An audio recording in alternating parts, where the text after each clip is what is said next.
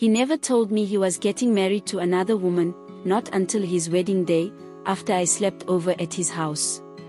He never once said he didn't see me as his future wife, not even subtly. Instead, he kept using me, and in the end, he broke my heart and walked away. Charles and I had been together for 6 months. Just 4. But it felt like forever in the most beautiful way. He was consistent, sweet, gentle. Everything he did made me feel like I had found a safe place in the chaos of this world. I had been in a few toxic relationships before, so meeting him felt like healing. He never raised his voice at me. He never criticized me. He always listened. He texted good morning and good night every day. He always brought me lunch at work, and took me on thoughtful little romantic dates. Nothing extravagant, just sincere. I remember one evening in particular. We had just made jollof rice together, and we sat on the floor of his living room, eating from the same plate, laughing like kids. I looked at him and thought, this is him. This is the man I'm going to marry. He never gave me any reason to think otherwise. No red flags. No signs that I was just one of many. He never made me doubt him, not even once. I visited his house often. In fact, I would say I was there more than I was at my own apartment. It got to a point where I had my own toothbrush, my own bonnet, even my own drawer of clothes in his house. We did everything together. Slept together. Went shopping together. Movie nights. Sunday mornings with lazy cuddles and burnt food.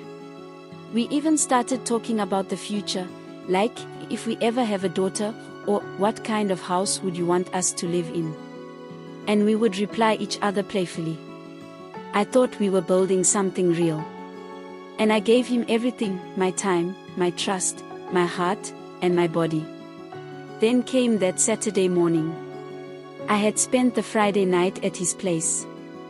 I woke up early, to the sound of voices, laughter and movement. I heard doors opening and shutting, and footsteps rushing down the hallway.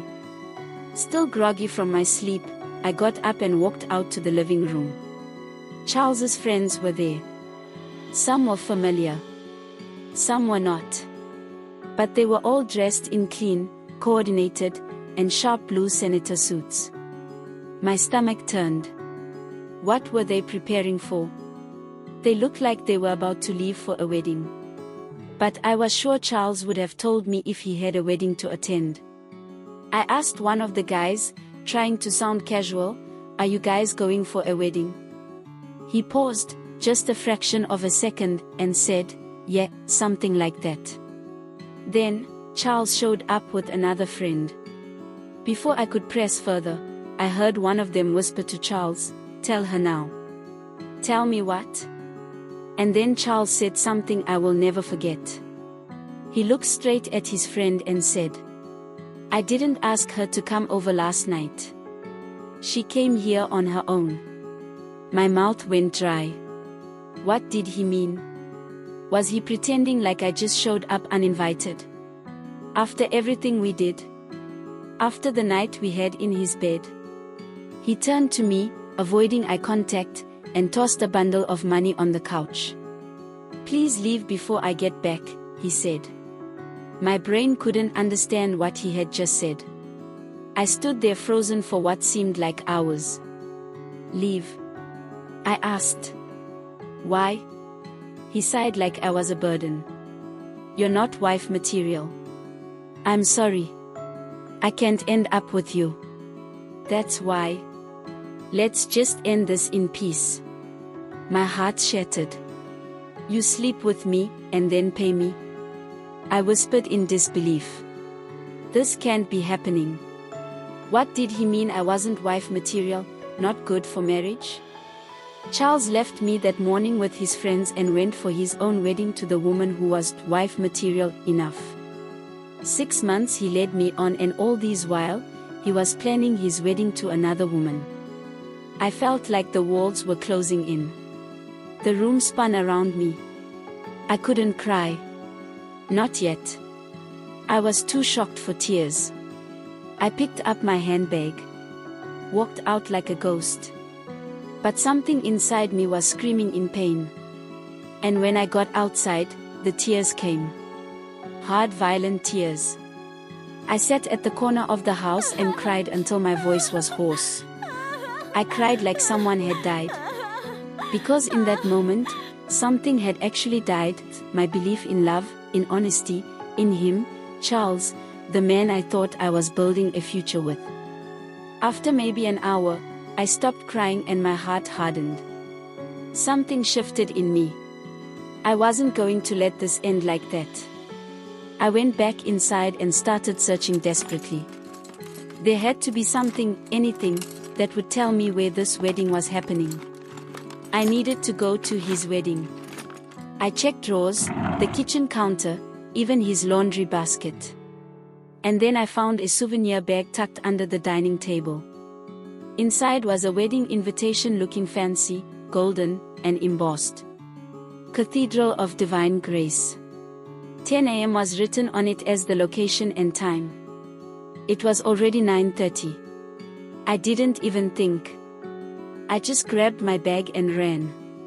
I took a bus, not even knowing if I had enough cash to return. Luckily for me, I got there right as they were exchanging vows. The church was packed with everyone in white and gold. A fairy tale setting. A perfect bride with a lying groom. A lying groom that was about to make an innocent young lady another one of his victims through marriage. What assurance is there that he wouldn't keep doing what he did to me to other ladies even after his wedding? I didn't stop to think. I walked straight to the altar. Straight into their perfect moment. Straight into their lie. And I reached for the microphone, yanked it from the priest's hand. Everyone gasped at my audacity. And I said, loud and clear, this man spent the night with me last night. We made love. He paid me to leave this morning. Not only that, we have been dating for 6 months. And now he stands here pretending to be a saint, about to get married. The church erupted in chaos. Gasps. Murmurs. Screams filled the atmosphere.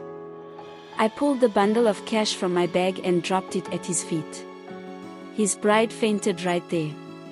Charles tried to hold her. The bride's mother screamed in panic. The church descended into real chaos. And I walked out. I didn't look back. That Saturday changed me. It hardened me. Broke me. But also, freed me. It freed me from a man that would have ruined my life had it been we ended up together. I left town. Stayed with my sister in another state for 2 weeks. She didn't ask questions. Just held me as I cried myself to sleep night after night trying to get better from the heartbreak. People called me crazy. People said I was bitter. They said I was wicked for crashing the wedding. But what about me? What about everything I gave? He lied to me. He deceived me.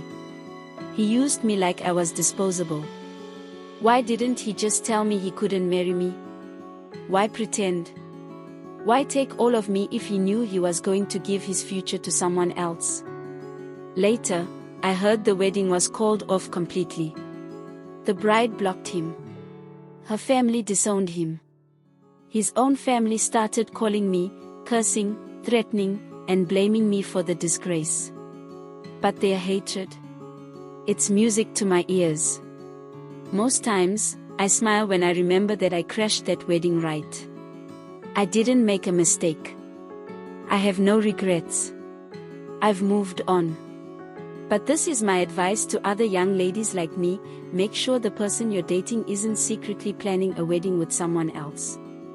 Because these days, men will string you along, take your love for granted, use your body the way they want, and tell you you're not wife material. Then marry someone else.